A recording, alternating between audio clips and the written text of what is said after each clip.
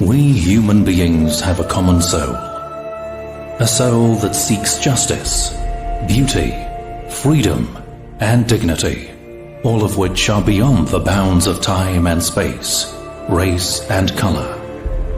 This is the common ground for the solidarity of Adam's children. Abraham, Moses, Jesus, and Mohammad were all the harbingers of this common nature. There's always been a pleasant pledge whispered in our ears that darkness will soon come to an end with the reappearance of the Son of Man. Today, furious and exhausted by the current situation in the world, we eagerly await his return. No matter what we call him, he is the promised Savior for whom we have been longing from the core of our hearts.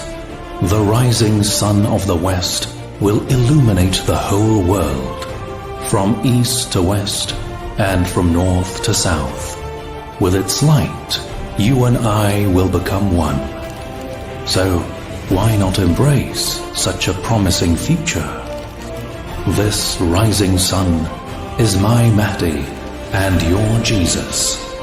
The world has sunk into darkness, and we are all looking up at the sky, waiting for the sun to rise. When will the morning come? For how long will this darkness last? Why is it that my Mahdi and your Jesus will not reappear? Maybe we are the reason. Maybe the Savior is waiting for us to make a change in our lifestyles and prepare the grounds for his reappearance.